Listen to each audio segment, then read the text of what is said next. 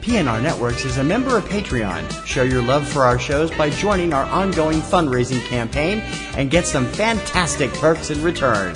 Check it out and become a Patreon sponsor. You can sign up at patreon.com, patreon.com/PNR Networks. And thanks for your support.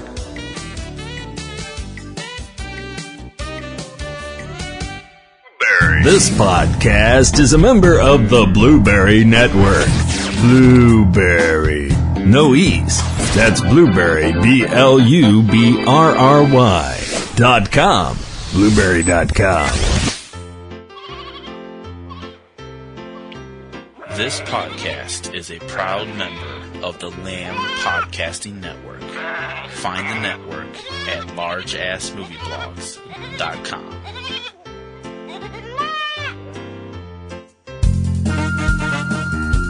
It's Kim versus TC in the battle of the lists. My list is better. My list is better. My list is better. No, it's not. My list is better. Kim or TC, who has the better list?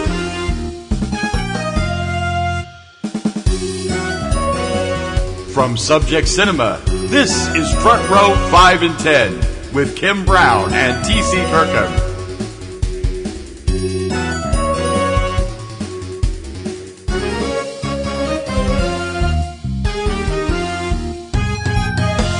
Hey guys, welcome to another week here on Front Row 5 and 10, brought to you by the good folks that bring you Subject Cinema. That would be me and him, the me being Kim Brown. And then me being him being TC Kirkham. Welcome. Hi. It's Thursday the 13th. Yeah. Yeah. And you know what Friday the 14th is? The next day? It's Mystery Science Theater 3000 Return Day. Woo-hoo! So if you didn't catch Subject Cinema and you're only catching this, we announced on this past weekend show, because we missed last week, all kinds of crazy stuff going on with Boston Springs Festival. We're going to bump our WTF moments to next week, and in honor of the return of Mystery Science Theater 3000, of which we have already seen the premiere, we're going to count down our top 5 episodes featuring Joel and our 5 favorite episodes featuring Mike and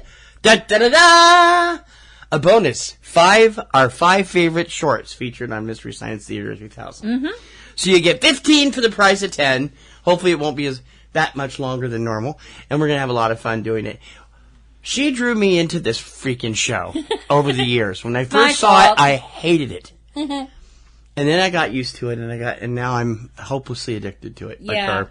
And Riff Tracks, and, Cinematic Titanic, all the guys that have done it over the years. I happened to just catch it one day on MTV. They were showing something about Mystery Science Theater 3000. I was like, what is this? And I was like, this is awesome. You first saw it, though, for the very first time when they were doing the summer thing called the Mystery Science Theater Hour. And it was when we were in Newport Beach for a business thing that you were doing. Yeah. And I was like, Tormented was playing. Yes. I was like, this is awesome. And I was like, what do you mean we don't get this chance? What? We didn't get Comedy Central at that time. And then, when we did get Comedy Central, it had just been canceled. Yep. And was moving to Sci-Fi. So, what can I say? Yeah, and Sci-Fi absolutely never gave it the respect it deserved. And Sci-Fi does not do anything. Of course, neither did Comedy Central, who referred to its fans as mean-spirited at one point, which I was like, yeah, fine. They don't get it. And fork you, too. They didn't get it. Anyway, so unfortunately, it left the air of Sci-Fi, the Sci-Fi channel, and no one really knew if it was ever going to come back. The people from the show went on to do other things. Yep. Including Cinematic Titanic and Riff Tracks. Cinematic Titanic was headed up by Joel, Frank, Mary Jo, Trace, and was Elvis involved with that? Yeah, he was. Yeah. And then Riff Tracks, which started as the film crew and then became Riff Tracks, Mike Nelson, Bill Corbett, Kevin Murphy. And then, of course, Riff Tracks, they're all popular. They still hang out together. They're doing another special together this summer. So it's going to be like all kinds of crazy. And we're actually taping this on Wednesday because we're going to be at Riff Tracks. And when the show normally would go up. So it's like, okay. So let's get started. We'll start with Joel. Joel was the first host. Joel Hodgson, of course, was the creator as well. In addition to the 5 seasons he hosted on Mystery Science Theater 3000 on Comedy Central, he was also the host on the initial season, which took place on Minneapolis's KTMA. We do not have the KTMA episodes. We have not seen them, and we were supposed to get them part of our Kickstarter, but for some reason they're having trouble getting them on our list, even though we paid for them. So it's like, okay. It's really so kind of irritating. in any case, we're doing this on a basis of not by the film. The film is okay, but when we say these are our favorite episodes, we are considering host segments, riffs, jokes, and all that stuff around the film. And the film is part of it, but it's got to be around the film. It's got to be a little bit of everything about the film and all of the surrounding wackiness. So am I starting? You start with Joel, and I'll start with Mike. Okay. And then we'll flip for the shorts. Okay. Flip what? I don't know. Okay. You have a bad back, so it obviously can't be anything heavy. No. So that leaves me out. Anyway. My number 5 is actually a movie that it caused more than a share of controversy when they did it. My number 5 is The Side Hackers. The Side Hackers was an example of why they should watch. They brought this up in the Mystery Science Theater 3000 book. Why they, after this film, watched the entire film and not just parts of it, and before they decided, hey, this is going to be a great thing to riff. The Side Hackers is the story of people involved in a sport. Yeah. Dr. Evil quotes? Yeah, it was a sport. Called side hacking, which is some kind of a motorcycle sidecar thing. Yeah. Something. I don't know. And there are bikers, and there's gangs, and there's violence, and there's fights, and there's Michael Pataki. And there's Michael Pataki one of my favorite character actors. There's Michael Pataki trying so very hard to be hip. And evil at the same time. And evil. Well, the evil I can deal with. Michael Pataki was very good at evil. He was. Michael Pataki was less good at hip. It's like watching your dad try to be hip. Oh. Ugh. The problem was when they watched the film after they'd picked it, and they're watching the film to start riffing on it, they realized there was a very violent rape and murder scene in the film, which obviously didn't make it to the final cut. No. And they vowed to never just pick a film and then watch the whole thing. Right. The jokes in this were really funny. The one segment that I really like is the musical number, where Joel and the bots decide to make a song about side hacking. To capitalize on the whole, sports thing where they have sports anthems, like Are You Ready for Some Football and all that kind of stuff. So they do a song about side hacking. Yeah. You can really, their enthusiasm is nice. The actual song is just hysterical. So my number 5, The Side Hackers.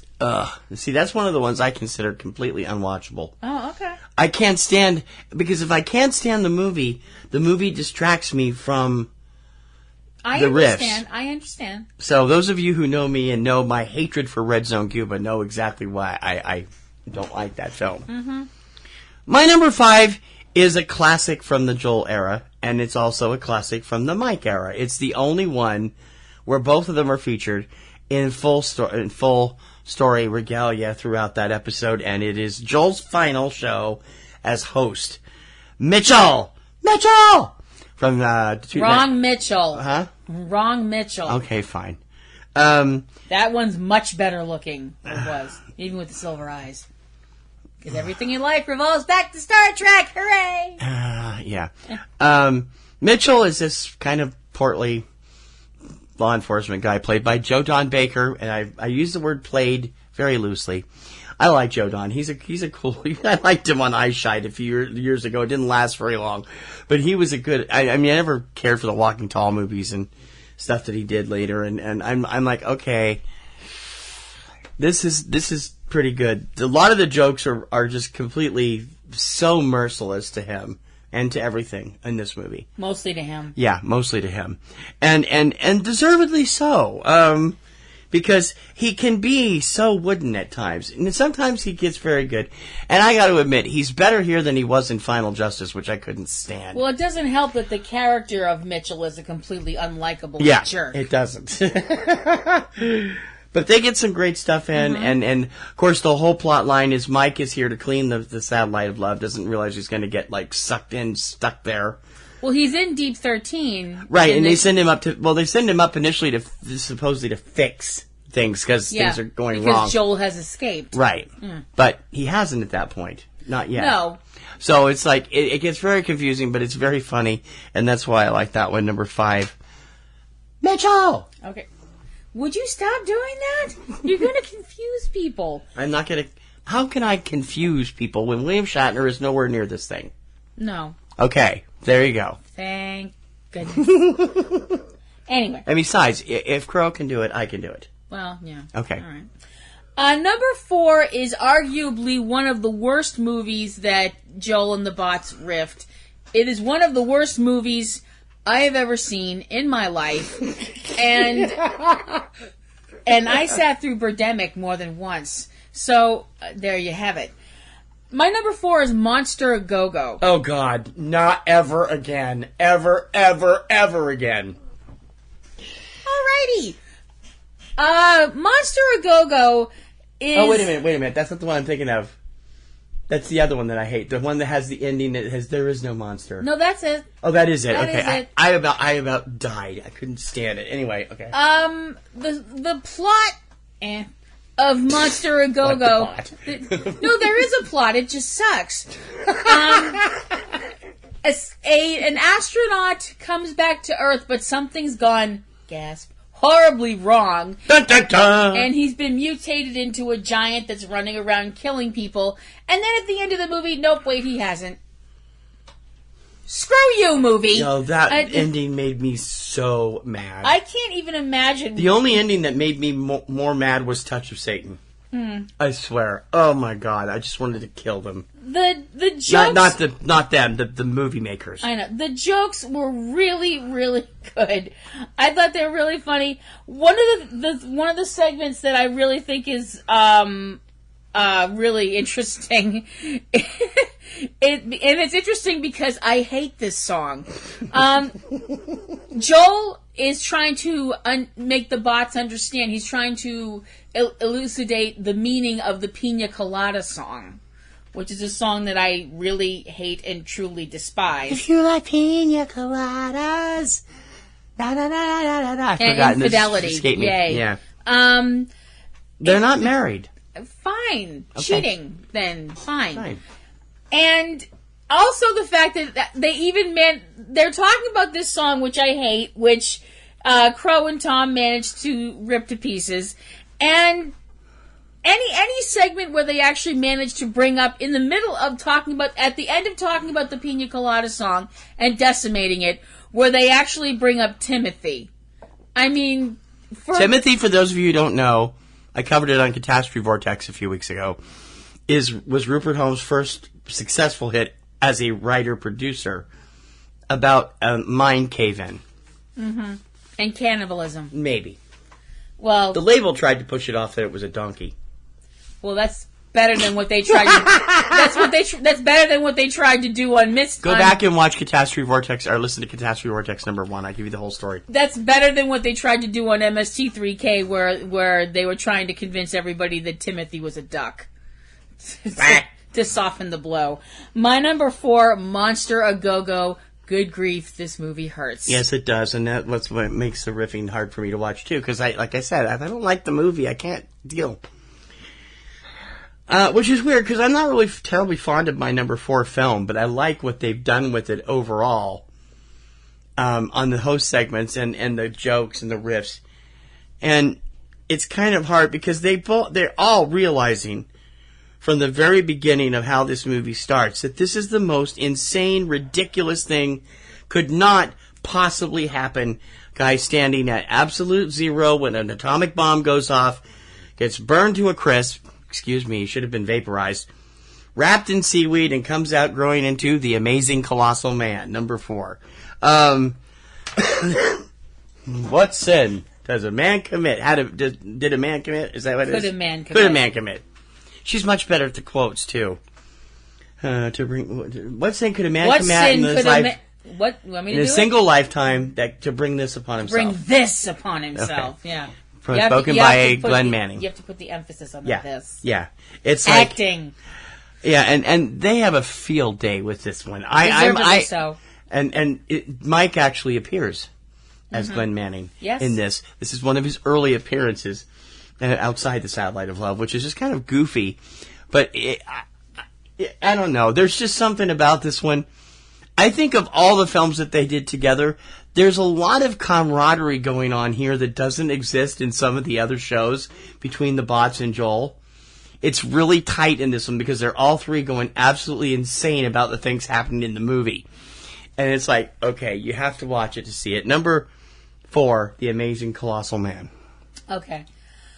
My number 3 is a film that we've actually seen in the theater, as well as on Mystery Science Theater 3000. My number 3 is Santa Claus Conquers the Martians.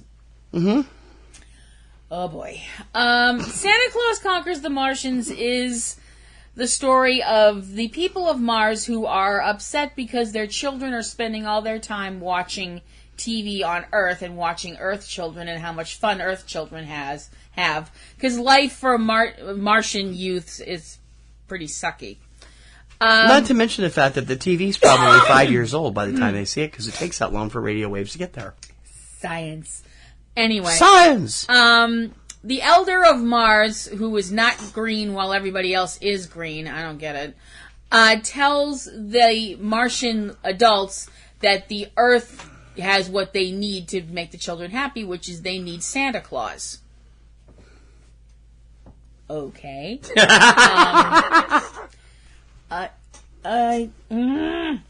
I mean, okay, Santa equals Christmas. You'd suppose before you have Santa, you'd need Jesus, but anyway, I digress. Well, the Martians don't understand that concept. They have their own gods. The Martians can't kidnap Jesus because that's an entirely different movie, and people would get really, really mad. I'm not going there. I'm not going there, especially this week. No, I know. This is an overwhelmingly silly movie. No! But watching Joel and the Bots pick it to pieces is really, really fun.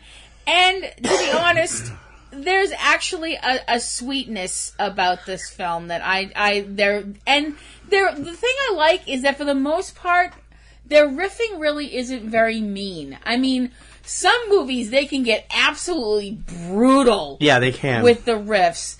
But this is a children's movie. It's a terrible children's movie, but it is a children's movie. No, there's worse children's movies than this. Well, yeah, because there's children's movies that are like an hour and a half long toy commercial. But this is I'm just talking of like that swill from K. Gordon Murray. Well, yeah. That's all swill, every bit of it. Okay, yeah. I thought Look it up, folks. I thought it was great. I thought it was actually quite sweet. And I realized they'd probably be appalled with me for saying that.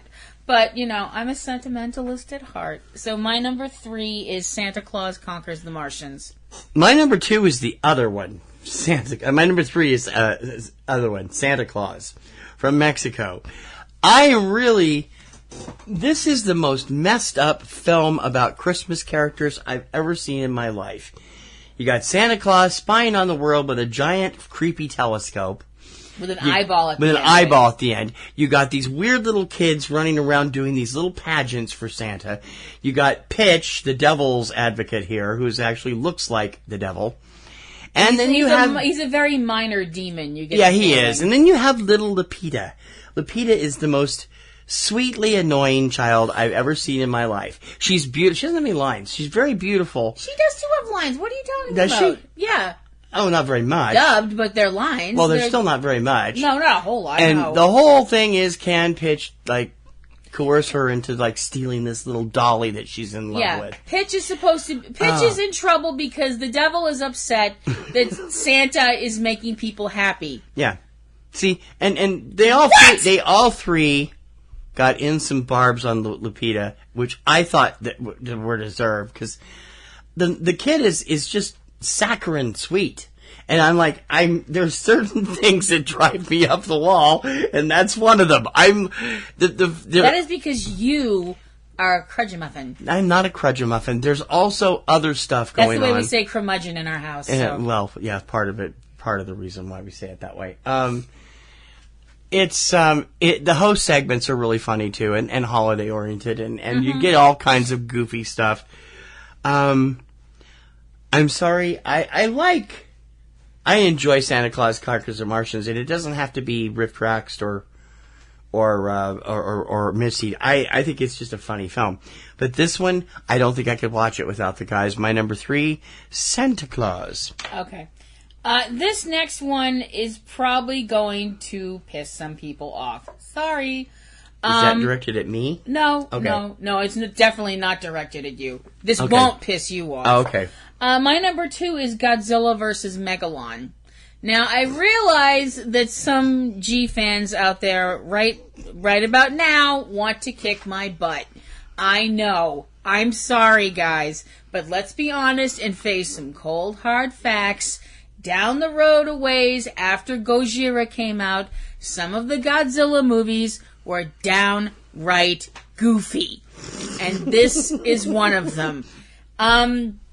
The whole point of said film is the fact that the undersea kingdom of Seatopia, because apparently Atlantis is copyrighted, is pissed off about the whole atomic test and nuke pollution and polyester or something. I don't know. They're just pissed. And they want to destroy the surface world, that would be us. And they send their monster Megalon to do their bidding, and it's a mess. There is also a giant robot. Well, he becomes a giant robot. He's Jaguar! He's originally not giant. An annoying short pants kid. All right! As TC mentioned, stepping all over my bit, the robot Jet Jaguar tries to fight Megalon, but can't, and winds up getting help from Godzilla, because he's got nothing else to do, I guess. And there's this big Titanic smackdown between Jet Jaguar, Godzilla, and the evil guys monsters, Gigan and Megalon. Now, this is one of the films where Godzilla is definitely supposed to be the hero. Not a terrifying... Godzilla is a friend to children everywhere. That's Gamera, and don't ever do that again. I could bring up Godzuki. Ooh, I'm getting death eyes now. All right. I apologize. These are the films that if you are a G fan, these are the ones you don't talk about. The jokes they got in were really good. The whole segment where they decided that one of the characters in the film, a rather handsome Japanese gentleman, they decided that he was going to be a character that they came up with called Rex Dart Eskimo Spy. Now, I completely didn't understand that. I still don't understand it. If somebody could explain it to me, that would be fabulous. Just because it sounds good. Well, Rex Dart Eskimo Spy does sound really cool, except for the fact that this man looks absolutely nothing like an Eskimo. But it's, I don't know. It's just weird. The other segment that's really strange is this whole play that Crow and Tom put on, where they're playing Orville Redenbacher, the popcorn guy, and his grandson, and it's this very kind of death of a salesman kind of. It's based on the ones that were the ads that were running at the time. Yeah, it takes this very death of a salesman dark turn and gets extremely weird. But it's Godzilla, and I realize, like I said, that there's a lot of G fans out there that we gotta write a series about that. What? Rex Dart Eskimo Spy. I just like the name. Stop. I like the name. My number 2, Godzilla vs. Megalon. Sorry, guys, I had to do it. My number 2 is, she already brought up, and you guys know it because I mentioned it on my favorite bad films of all time, Santa Claus Conquers the Martians. this is the classic that has let's have a Patrick Swayze Christmas in it. How could you turn that down? It's so cute. And I heard he actually thought it was quite funny. I get such a kick out of the goofy theme song from this movie. And last time I looked, Santa is not pronounced Santy. Sante or Santy. Mm-hmm. Hooray for Santa Claus. No. I'm sorry, I never heard of him referred to as Santa Claus other than that one song. Yeah, I know. That one song. And But the theme song makes it great.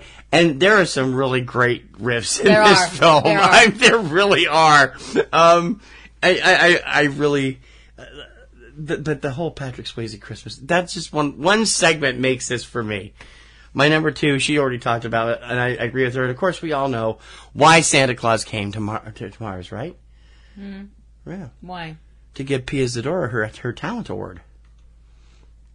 But I'm Ching. No, that's not fair. I love Pia as a singer. As an actress, I love her as a singer. Number 2, Santa Claus Conquers the Martians. You are not wrong there. Number 1, my number 1, you've already mentioned. The Amazing Colossal Man. They get in some amazing riffs in this one. And colossal ones, too. Yes. And man ones. Yeah, fine. Yes, we get it. Thank you. The invention exchange in this... I love the invention exchange. I wish they hadn't gotten rid of it. Joel's idea for the invention exchange is the idea of non-permanent tattoos. Tattoos that you could put on your body where you lift up the screen like you used to have those old boards where you drew on them and then you just lift it up and it would be clear and you could draw something else. Mm-hmm. That was his whole invention exchange, doing that in a tattoo form. I'm like, if that actually would work, I know a bunch of people who would do that. Well, they do have it now where you can actually where they graft a piece of something into your skin and you use a heat transfer thing to change it all the time, which I think is just creepy, but and expensive. It's like $5,000 to put it in. Yeah, that's right up there with the chips that can monitor where you're going on the list of things Kim never wants inserted in her body. Oh, yes, okay. Also, I love the riff where Joel is supposed to be. He's acting as the Amazing Colossal Man and doing all the lines and stuff like that. It's really funny. And Crow and Tom are just not giving no respect at all. Yeah, Crow and Tom have about as much sympathy as you would expect robots to have. Yeah. None. Mm-hmm. So my number 1, the Amazing Colossal Man, love it to pieces. My number 1 is because they get in some good stuff here, and because the comments about the particular segment of the movie that introduces the monster, it is really, really funny. And I, like I said, I'm more familiar with Mike than Joel, but the ones I've seen of Joel, these are my favorites ones. And nothing comes anywhere near topping Teenagers from Outer Space. This film is... Really? This is just bad film all the way around. You got 40-year-old teenagers running all over the place. And the comments, there's an endless running gag about the age of the characters. All the way through the film, they're talking about how the different... Basically, they don't look like teenagers. Nope. That's because they don't. Yes, they don't. But the whole bit where they get the giant... whatever they call it, I forgot what they called it in the movie. It's a giant rear projected lobster. That's the main monster, and the only monster. That's it. Yeah, but I mean, it is. It's but this planet's version of cattle, right? Yeah. And the absolute reaction of total incredulousness from Crow and Tom and Joel, and they're snorting and snickering about this. It just completely convulses me every time. My number 1, Teenagers from Outer Space, my favorite Joel Hodgson episode. Okay. Woo! Woo! Okay, it's time for a bonus. Yes. We decided at the last minute to throw in our top 5 shorts. Mystery Science Theater 3000 ran a bunch of shorts over the years, and we've taken out the serials. They ran Commando Cody, Undersea Kingdom, Phantom Creeps, and General Hospital episodes, and just pulled in actual shorts. This was hard because there's a couple of them that I wanted to put in there. I would have ended up with 7 or 8, but I forced myself to leave. I've forgotten the name of it already because I didn't write it down. The one-off that has the Ryan Stiles look-alike as the salesman, the milk salesman. Is it milk salesman? It's some kind of food, right? I don't remember. Where he's being pulled on both ways by the devil and an angel. Oh, no, that's the bread. The bread, that's right. It's yeah. Bread. And it's really, that one's funny. I can't forget the name of it. But my first... Bread and milk get associated very quickly up in New England. You know, that's all you hear about for the winter is get bread and milk when a storm's coming. I think everybody just has it. Maybe it's the fact that was white that triggered it, because I'm thinking of the white milk and whatever. All right, so rock, paper, scissors. Who's going first? 1, 2, 3, shoot. Well, scissors crush rocks. So yeah. I'm sorry, rock crushes scissors, so you. Yeah, okay. Right. My number 5, I like this mainly, again, this has to do with the age of the people involved and the particular appearance of one. And we have been so merciless, and so are they. My number 5 is the actual short investigating whether or not it's really a real thing between the two main characters. The movie short is called Is This Love? That I'm feeling. Is this love that's been keeping me up all night? Great. Sing Survivor to start the show. Anyway. There is one particular thing about this short that kills both of us. I've forgotten the names of the two kids. Is it Rob and Kathy or something like that? Who cares? The roommate, the college roommate, Liz. Liz is the roommate. Liz is the roommate, and she's the girl's roommate at college. The problem is, Liz looks like a 40-year-old Romulan. Eyebrows, ears, everything. It's the minute she comes on screen, I'm gonna choke. It's hard to take it seriously. And I'm like, oh my gosh, this was so close, because I like that one. And I know people are going to be screaming, but I did not put Mr. Be Natural on my list because... It's not on mine either. Okay, I'm not as enamored with it as they were. And I'm like, it's funny, but this whole thing is exploring whether or not they're ready for marriage. He's proposed to her, and they're, getting ready. There's another one called Are You Ready for Marriage? It isn't as funny later on. I think that ran with a mic. And this one is just, it's so earnest. And yet the roommate makes it, just watching the roommate and their comments about the roommate and the merciless comments about the roommate's appearance and age are hysterical. Number 5, Is This Love? Question mark? My number 5 is The Chicken of Tomorrow, which my number 4 is Chicken of Tomorrow, so I might as well go there. The Chicken of Tomorrow is a short that Mike and the bots got subjected to, that I still don't exactly know what it's about. I'm not really sure if it's supposed to be pushing chickens, which I really didn't think you needed to push very much in this country. People eat a lot of them. Or if they're talking about, like petroleum or cars or what. It's sponsored by Texaco, but it is supposed to be about egg production and chicken production. I'm with Mike. Mike at one point says something to the effect of that, man, eggs are hard. They should be worth like $100 each. I mean, the way they make it seem like egg production is so damn difficult, and I hate to be the one to break this to these people, but, but chickens have been laying eggs longer than they've been people. Yep. They know how to do it. They know what they're doing. It's kind of what they're here for. It's just, it is such a ridiculous short. I'm watching this, and I remember thinking when we saw it, I'm like, who would be forced to watch this piece of crap? People that are farmers, people that are involved with trucks, or what? I'm confused. It just gave me a headache.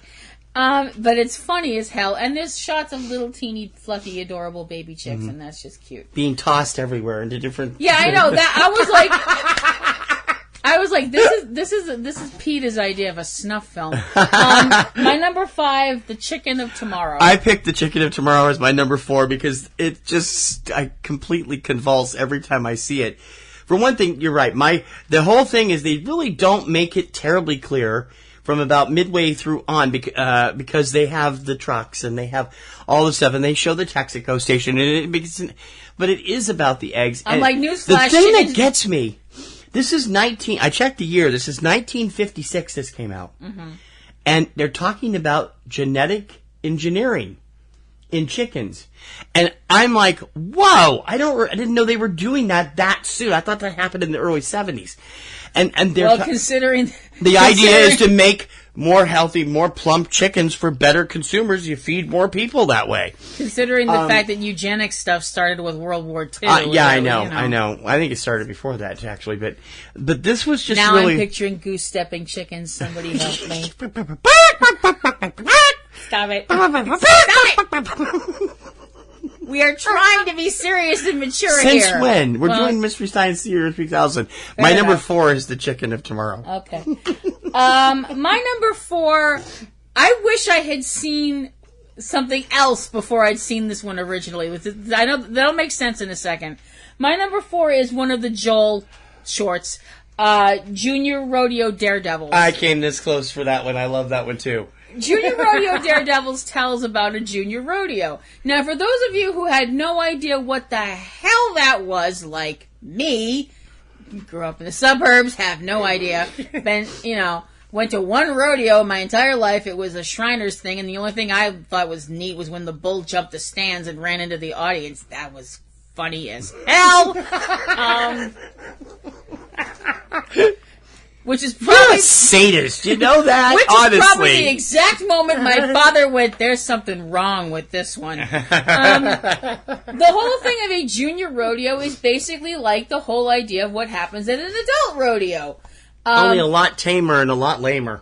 Yeah. But the thing is, those developing bones, they still break pretty damn easy. Yes, they do. And there's calf roping and well, they're not bucking. They're not on bucking broncos, thank God. No, they're on like bucking cows, wasn't it? Calves or little something? calves, yeah, little calves.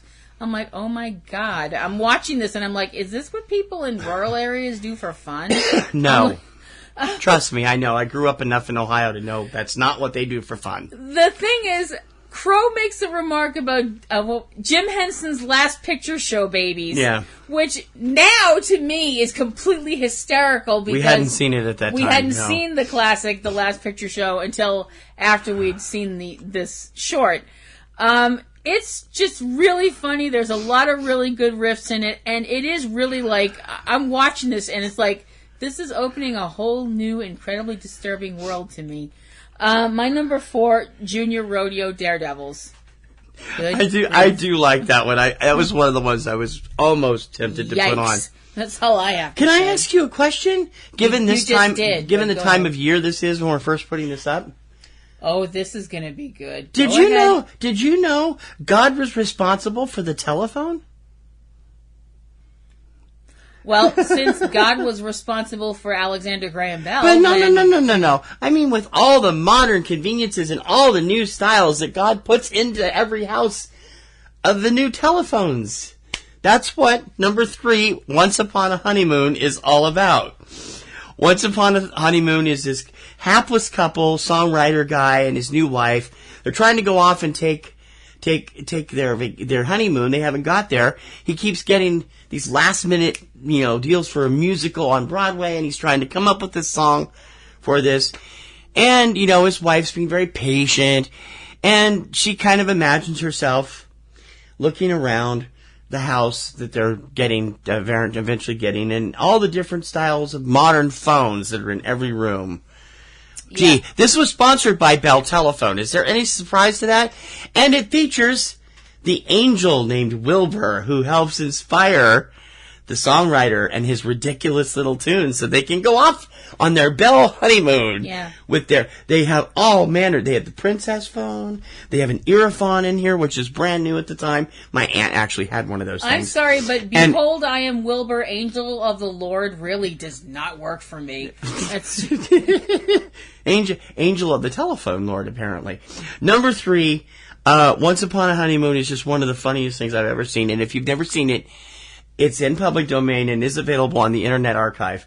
It is a riot from beginning to end. Number 3, Once Upon a Honeymoon. Okay. Number 3... And it's also because of the riffs and stuff. Right. My number 3 is very dark. I have to be honest with you. This one is...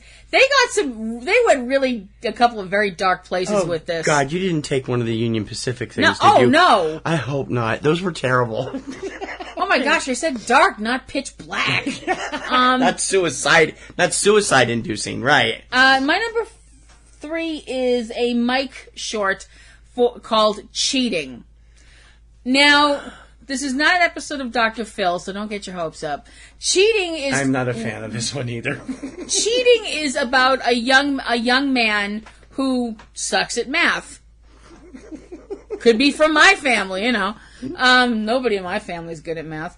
But he has a friend who's quite good at math, and he decides he's going to cheat off of her and get better grades and all this other stuff like that until he gets caught. Da, da, da. And the hammer of justice is swift, painful, and apparently heavier than Mjolnir, because his life goes straight into the shiter after this happens. There are some hysterical riffs in this one, but as I said, they are very, very dark. I have you beat. Mm-hmm. I have you beat with my next one. There's a point where the kid walks from the kid who lives in this house apparently all alone because he has no, he doesn't have no parents or anything like that, and he walks from one room to another. We see him going from this one dark room into a brightly lit room, and the door kind of closes. As the door closes, somebody, I couldn't tell who it was, made the sound of a gun going off. And I was like, wow! Okay, we went there! Alright! And that's like really close to the beginning of the short. It's funny, it's dark, it's one of these shorts that is definitely, they, showed this to school children to scare them into being good, because that always works. My number 3, Cheating. I'm not a terribly big fan of the short, and so again, I can't get into the riffing, although some of it is quite funny. My number 2, however, I think this is the meanest-spirited, most dark commentary from Mike and the Bots in the entire run of the series, and it's so ruthless that it is utterly hysterical. Number 2, Johnny at the Fair. This is about a little 4-year-old who runs away from his parents while attending the Canadian exhibition and gets into all these cool sorts of adventures while his parents are frantically searching for their kid all over the place. Mm-hmm. Some of the riffs they get in about the parents being horrible parents and about the kid, don't worry about your parents, they're just going to go drown themselves over here or whatever, all these they're merciless with these parents. Utterly merciless. And it doesn't help that the kid is kind of annoying. So it's like, okay. Would it surprise anybody to know we don't have children? The kid is like, a kind of cut rate version of Calvin from Calvin and Hobbes. Don't insult Calvin. I know, that. But the short is. If Calvin got lost, he'd just go find a PA system and just start. Hey, Mom, Dad, where are you? Yeah, he would. This kid was too busy enjoying food and getting sick at his tummy and ending up at the little way station where they hold meeting all kinds missing of famous kids people and running into famous people and stuff. But it's killingly funny from the riffs, even if they are a bit ruthless where the parents are concerned. That's what makes it work. Number 2, Johnny at the Fair. Okay. My number 2 favorite short is one you've already mentioned. You can tell this is going to be a good one when they look at the screen, the title card flashes of what the name of the short is, and Tom quips, or just rough sex with Michael Douglas. My number 2 is This Love. You've already mentioned pretty much everything about the story of this young couple who are talking about getting married, and her immigrant roommate from Romulus, yeah, who keeps telling her that she's too young, and her boyfriend are still dating, even though they've been. It doesn't help that she looks like Miss Jane Hathaway as a Romulan, which is just really scary. They are absolutely merciless when the girl's father and mother show up, and they're devastated because their daughter has run off with her prospective husband to elope. I'm like, oh, is this a case of you have to get married? This was the 50s. No, because the parents are dead set against it. That's why. Yeah. It's really, really funny. Mean-spirited, but very, very funny. My number 2 is This Love. My number 1 is... I picked it because, number 1, I like the short, because the short is just so surreal. It's like, what the hell is going on? Number 2, some of the riffs that Tom and Crow particularly get in are really funny. And it's all because I always dig... I always used to love the MGM shorts where they would do The House of Tomorrow, the Garage of Tomorrow, where Stan Freberg would do the voiceovers, and they'd have all these blackout gags similar to Wile E. Coyote and Roadrunner. This one gets going even further. My number 1, Design for Dreaming. It's this woman who's suddenly in the presence of this very suave and sophisticated and dapper man who's wearing a mask for some reason. It's Tuxedo Mask! It pretty much is, yeah, from Sailor Moon. And he's showing off all of these new cars to her and this wonderful, marvelous kitchen of tomorrow, which doesn't look anything like today's kitchens, which was tomorrow 20 years ago. Because the woman's only going to be interested in the kitchen. Well, she wants to bake a cake. She wants to bake a cake in her new modern kitchen. Because sexism, I think I'm going to... Oh, my God. The music is funny. The riffs are funny. The short itself... I love looking at these things in the 50s because... I got to give a little reason why here. I don't want to get too long-winded, but... In the late 1950s, there was something called International Geophysical Year. It was an 18-month project where scientists, academics got together and made all these predictions of the future. You may have heard of it in Donald Fagen's marvelous song, IGY, What a Wonderful World. That's what that's about. None of this stuff has come to pass. And they said, oh, well, I'll be here. And like they said in the song, and he took it right from their symposium, by 1976, all of this stuff will be in place. That's almost 50 years ago.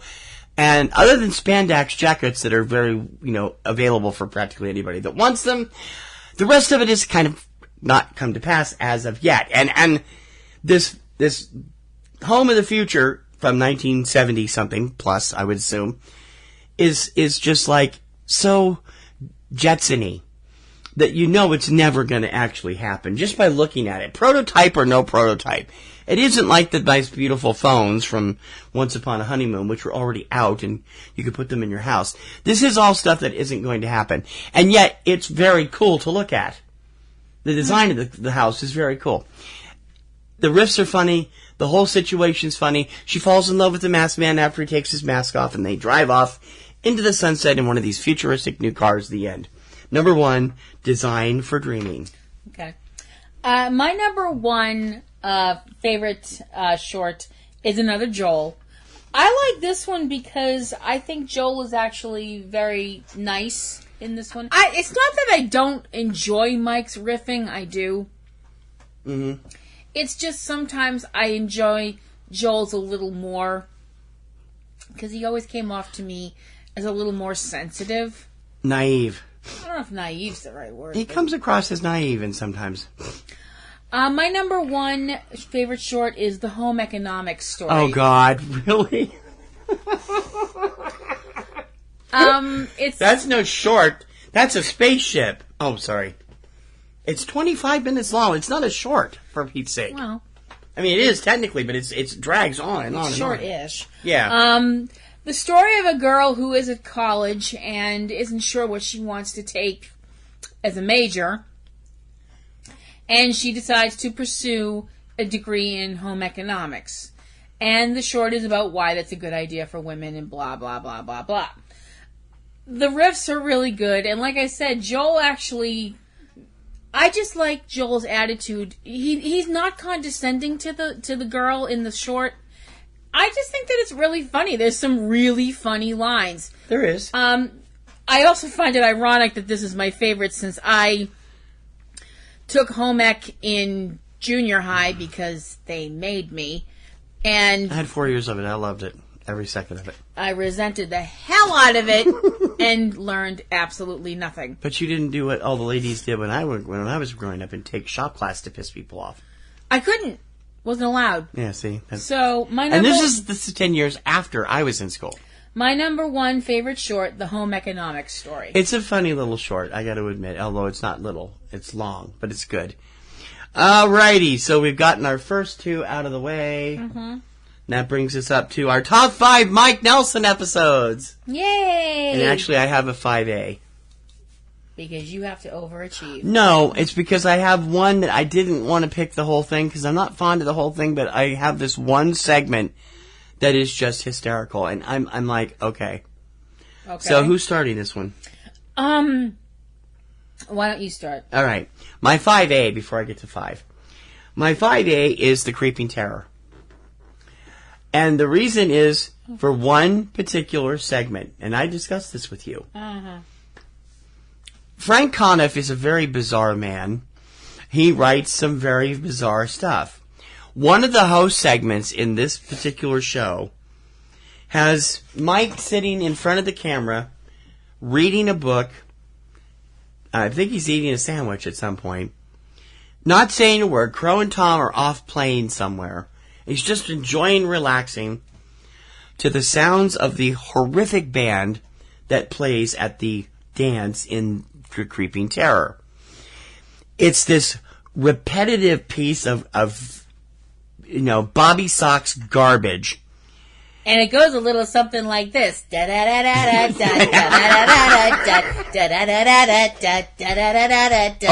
and over again. Yeah. Picture that for about 8 minutes. 2.5, but oh my feels God, like 20. It's hysterical. Watching Mike sitting there, he's just ignoring everything. I love that segment. I don't like the rest of the film, but I do like that. Now, my actual number 5 is one of my favorite movies, and it's one of the movies I can watch with or without the Misty. It's a great film. Fun, exciting, cheesy, but still likable. But I like this mainly because of the opening of the narration in the theater. My number 5 is The Deadly Mantis. There is this huge thing about radar at the beginning of this film, and it is hysterical the way Tom and Crow, and is Mike, right, do this, yeah, because that's a sci-fi era movie, run this through the whole rack of different stuff. The rest of the Barbs are good. They have some really good host segments in this too. But it's just, especially there's also a couple of good ones in the reactions to the men on the Air Force Base when the movie's hero, played by the wonderful William Hopper, who played Paul Drake on Perry Mason for years, and his girl Friday, played by Alex Talton. She's the photographer for the magazine, the historical magazine that he's a writer for at the Paleontologist Museum or whatever it is. They go up to investigate this finding at this Air Force station in Canada, and there's no women there, and all the guys are going, "Oh, it's a girl," and they just have at it, and it's freaking hilarious. Number 5, The Deadly Mantis. Okay. My number 5 is one of the singular goofiest episodes that they did when Mike was one of the members of the Satellite of Love crew. Samson versus the Vampire Women. Oh boy. For those of you who are unfamiliar with Samson, and I can't believe there's any of you, Samson was the Americanized name that was given to the wrestler El Santo, a luchador from down Mexico way. For the record, I hate this episode. I know. I know. Still a better love story than Twilight. El Santo starred in something like 50 films. Too many movies. Stop that! That's really disrespectful. Quit it. He starred in about 50 movies or so in his native land and was, this really big star and made really dumb movies. Oh, stop. You're being disrespectful. Well, he didn't write it. He just acted in it. He got involved in it, didn't he? In his mask, which he never takes off. So we never get to see who's responsible for this. Which, the first time he actually walks into a scene with the mask and cape, no shirt on, Mike and the bots just start laughing, which I don't know why, but I love that. I mean, it felt so real and natural and spontaneous. I know it wasn't, but it felt like it was. It might have been every time they watched it. You never know. Yeah, it might have been. The whole point of the movie is that Samson is trying to protect this young woman who has been targeted by a vampire coven of evil vampire women who want to turn her into a vampire, blah, blah, blah. Evil undead zing. Yeah. Once again, tying vampires in with the devil, who we actually don't see, but we do see his shadow for some reason. I don't know. This is an important episode in the MST3K history because this is the episode where TV's Frank ascends into second banana heaven, being led there by Torgo the White. You have to be a Lord of the Rings. That was Mike too, wasn't it? Yeah. You have to be a Lord of the Rings fan to get that one. Which leads to one of the more tender songs ever sung on Mystery Science Theater 3000, when Dr. Clayton Forrester warbles the unforgettable, no matter how much you drink, Who Will I Kill? Mm-hmm. A song he sings because he is despondent that he will no longer have Frank around to, well, kill. It is just a ridiculous film, lots of funny segments. It's just great. I love it. I'm sorry, I know you don't. I do. I can't deal with the movie. My number 5, Samson versus the Vampire Women. My number 4 is one of those films that was on my list a couple weeks ago when we did this, and I love it. It's funny. And there's only, there's no real way you can say the same line over and over again like it is in the movie, unless you're with Mike and Crow and Tom, who come up with 50,000 different ways to say, your weapons are useless against me! My number 4 is Prince of Space. That wonderful piece of crap from Japan, featuring Prince of Space, who is enamored with the short kids who are around his neighborhood. He's actually a bootblack named Wally, who takes over, watches the neighborhood. Watches out for the kids and protects the kids and the planet, blah, blah. And the kids, well, hey, when it comes to Prince of Space, they like him very much. The riffs they get in on the kids especially, but also on the hero and on the ridiculous Crankor. A bad guy. This one just freaking kills me from beginning to end. It doesn't have the Hitler building like Invasion of the Neptune Men, which is another movie they did that season, but it has a lot of great stuff of its own. Number 4, Prince of Space. Okay. Number 4 on my list is one of the films that was from the sci-fi era, so just give you a heads up on that. My number 4 is The Screaming Skull. The Screaming Skull is a film about a woman... for the most part. Yeah. Well, considering the fact that the film has a warning at the beginning that it's so frightening it may kill you, and if you die watching this movie, they will pay for your coffin. Which isn't, it's odd. This is not a William Castle film. No. That's his kind of thing, and I just remember what triggered this for you that high. Okay, Anyway. The plot of The Screaming Skull is that this woman who's been in an institution is now freed from the institution as being cured although she's awful twitchy for a cured person. And she has met a man and fallen in love, and they've come back to the man's first wife's house to live. The man's first wife died mysteriously. And there's gaslighting and ghosts and the titular screaming skull.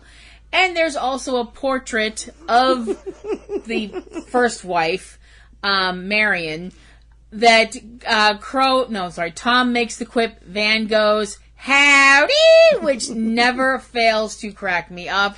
It's because of the hat that she's wearing. Yes. You have to explain that. Yes. It's a mini pearl hat. Yeah. This is also the film that gave us the term Uncle Lady, which we've used mercilessly since then. A lot on Jeopardy. We use that entirely too much. We do. It's very mean. It is. It's funny. It's really, really. Actually, I like the end of this film. I'm like, it's when you get to the end of the film, it's actually like, wow, that was a nice twist. I like that.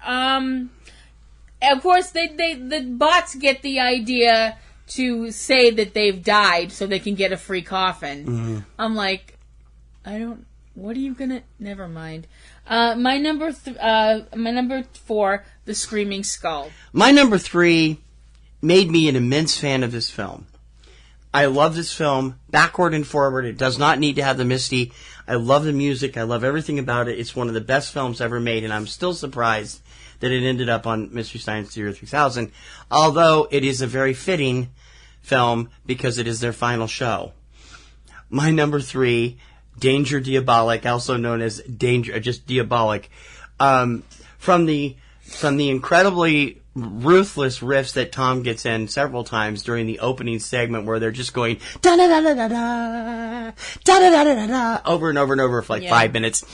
And then the there's music, which was done by the same guy that did the music for The Good, the Bad, and the Ugly. Ennio Morricone. I love the music from this movie, and I can't get the soundtrack is like $250. I'm like, I love this stuff. It's the whole concept of Diabolic is foreign to the way that we think, because it's this guy who's supposedly a hero, but he's not really. He's just a thief. And he goes out. He's supposed to be an anti-hero. He's supposed to be an anti-hero, but he's not. He's just a thief. He's just like steals from mafia. He's like the Dexter of his day. And it's like, okay. John Philip Law is just a fantastic actor all the way around. And I love him here. I've loved him in practically everything I've seen him in. Except my number 2. We'll talk about that in a minute. And it's like everything here, the riffs are good all the way through. They're centered well for each scene. They have a couple of interesting host segments because they realize this is going to be it. This is where we get to see a lot of the goodbyes going on between Pearl and Brain Guy and Bobo and Mike and Tom and Crow and Gypsy and all the other ones. And eventually the show ends with them back in Minnesota. Watching movies. The first movie, The Eye Creature. The Crawling Eye. Crawling Eye. It's a sentimental movie, but it made me a big fan of the movie itself. My number 3, Danger Diabolic. Okay. Da-da-da-da-da. Da-da-da-da-da. Stop it. Da-da-da-da-da. I said, don't make me come over there. My number 3 is... you're not wearing shoes, right? Good. No. I just wanted to make sure I wasn't going to have shoes flung at my head. Uh-oh. Because my number 3 is from one of the most... I'm sorry, I'm being threatened with another object. My number 3 is directed by one of the most hated directors, I think, in the history of ever. They didn't do Yui Bowl movies here. No. I wasn't quite done. Okay. I was going to say hated by you. Oh, Coleman Francis time. Yeah. Okay. My number 3 is The Skydivers. No, I don't mind that one so much. That one's the best of the 3 of them. Yeah. Which isn't saying much. That's like asking which of your toenails would you like pulled out, and then saying, "Well, I'll just take the one that's on the pinky." Hey, that wasn't so bad. You know.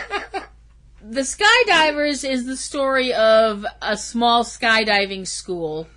Say that 5 times fast. No. Small skydiving school. Small skydiving school. You can't even get through it 3 times. Anyway. You couldn't even get through it twice. Oh. Fork you! There is infidelity and murder and plotting and scheming and... Bad music. Bad music and hoot nannies and... And light planes and coffee and cigarettes. Yeah. I wish there had been some scotch and soda. That would have been appreciated. There's a lot of great riffs in this one, but the ones that I really like, and I don't know why. I don't know why they crack me up so bad. For some reason, they decided, Mike and the bots decided one of the planes, they thought, these are small planes. These are small propeller-driven planes. One of the planes was this kind of small, stubby little plane, and they decided that it was cute, and they started naming it Petey. So they're calling it Petey Plane. And they come up with this little song about Petey Plane, and they're doing they're giving him this kind of goofy, childlike voice. It's like very Thomas the Tank Engine, and for some reason, it cracks me up. I mean, I just sit there and giggle my head off. I don't know why. I don't know what it is. It's funny. It's annoying, but it's funny. And then I get that damn song stuck in my head for hours. It's Petey Plane, it's Petey Plane, and it won't go away. Until I, think of something like, don't think of an elephant or something like that. So it's just one of those things. My number 3, the skydivers. And I managed to not get injured. I can't believe it. No, I don't like Coen Francis, but then You again, hate who does? Coen Francis movies. My number 2, I mean, really, there is nothing else like it in the entire oeuvre of Mystery Science Theater 3000. Because I don't think they've ever come up with so many different names for one particular character. Space Mutiny, number 2. Red Brown, as I don't even remember what his real name is in it, but they've decided it's Dirk McLarge at one point, and then they keep Rick Chungfist. Yeah, they keep coming up. Tom keeps coming up with all these hilarious names for him. There's tons of railing deaths, which they also comment on. And John Philip Law is the bad guy here as Calgon. Calgon? Really? Cameron Mitchell, who should have known better at this point in his career. And the one thing that bugs me more than anything else about this one, and I love it, and they swear to God, they never even connected it. All of the footage is from Battlestar Galactica. All of it's the outside space. The outside footage. Yeah. The ship is Battlestar Galactica, and they never got one riff on it once. And I'm like, how could they pass this up? And I think it's Paul Chapin that swears up and down, we didn't even make the connection. Which I think is terrible. There's some really goofy stuff, and this is the one if I'm not mistaken, where Crow builds the railing inside the. Is it Tom or Crow? Tom builds the railings inside the satellite of love, and so Mike is tripping over railings every 5 seconds. It's like, what the hell? Yeah, Tom could get a little OCD about stuff. Yeah. Oh, this is just one of the classics, and we all know Red Brown and how wonderful he is. The whole beat, get up. It's like, okay, what? And then, of course, give me the line. It's in your opening for Platinum Rose's Garden. Oh, put your helmet on. We'll be reaching speeds of 3. They're driving golf carts around. This is just funny, killingly funny from beginning to end. Space Mutiny, number 2. Okay. Number 2 on my list of favorite Mike episodes of Mystery Science Theater 3000 is... oh boy. I don't... Whew. They've brought up how painful this one was to riff because it's such a terrible movie.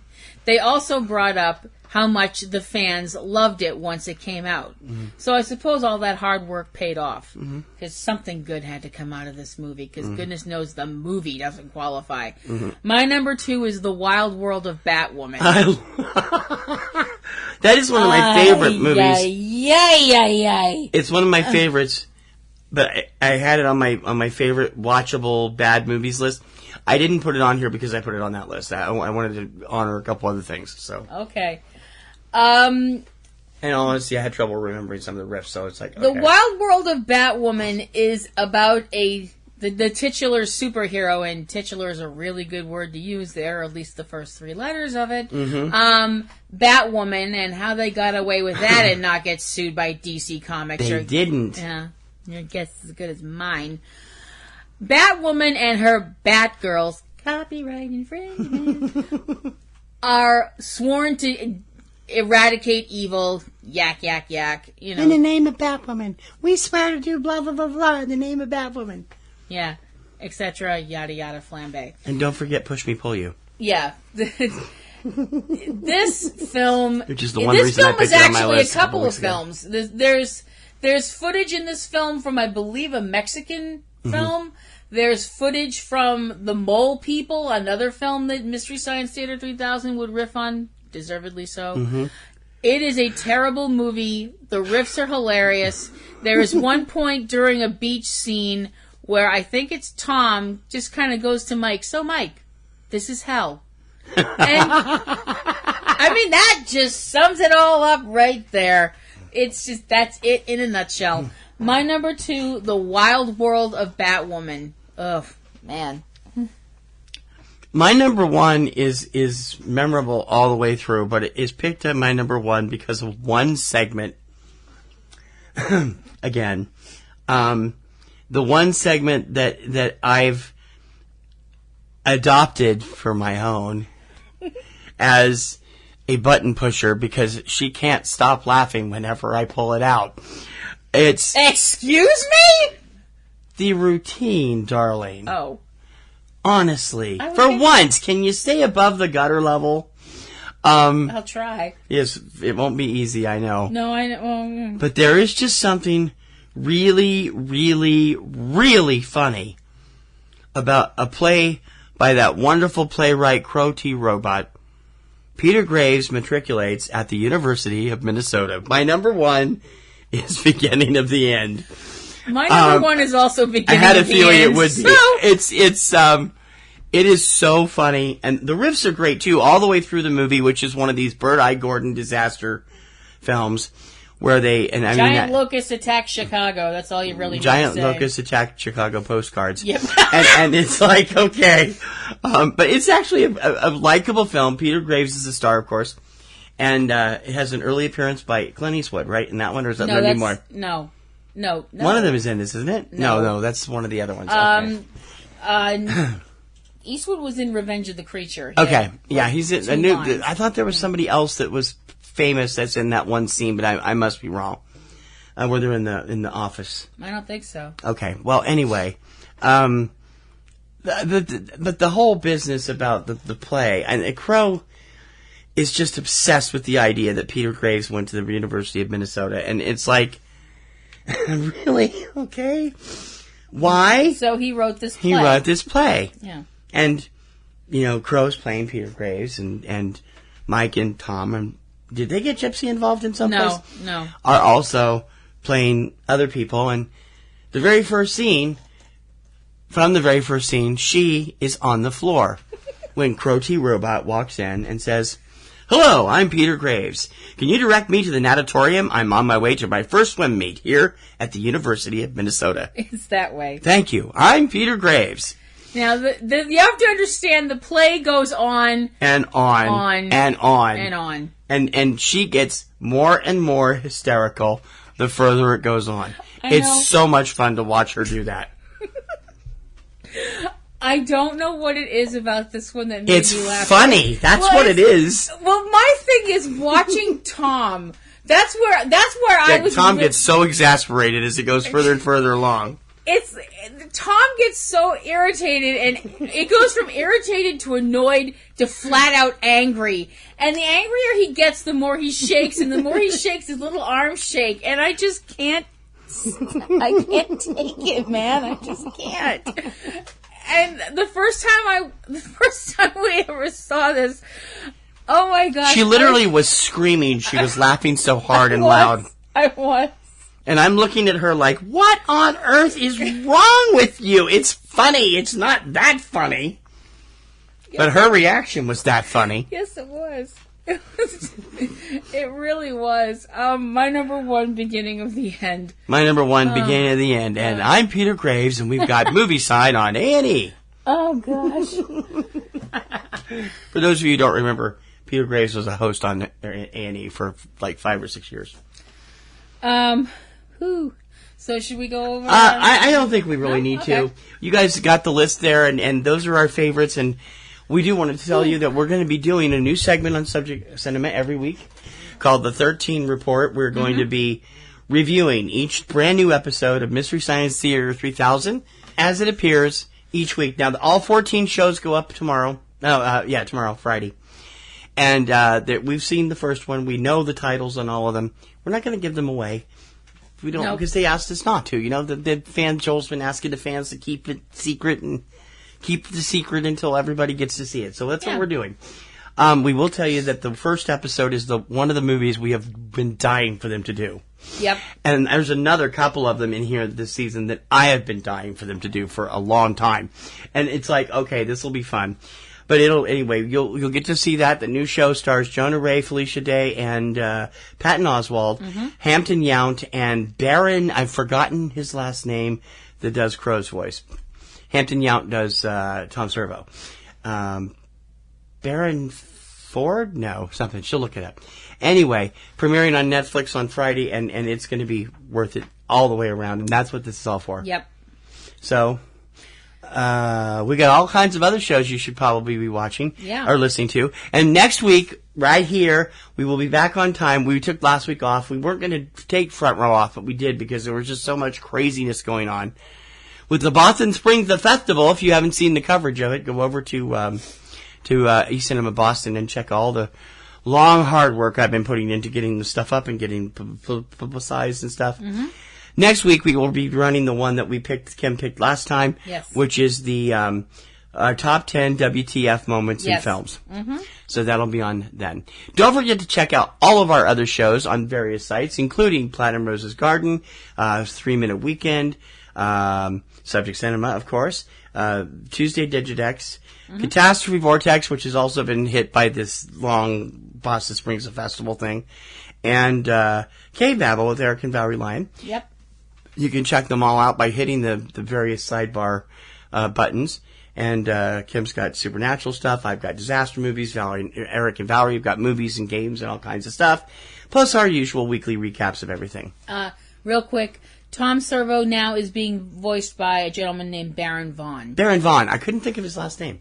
That's crazy. But they're very good from what I can tell. They are. It's taking me a little bit to get used to it from the first episode. I've got to get used to the voices because they're a little hard to discern at the moment, but I'll get them.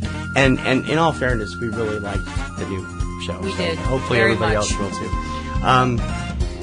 So this has been a little bit longer than usual because of the extra thing. We hope you'll be listening to it, and we'll be back next week with our WTF moments. Yep. So until then, this is Kim Brown. I'm T.C. Kirkham. And we hope we can count on you to come back next week and help us count up our lists.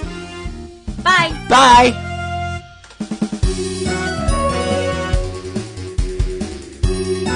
You've been listening to Front Row 5 and 10 with Kim Brown and T.C. Kirkham.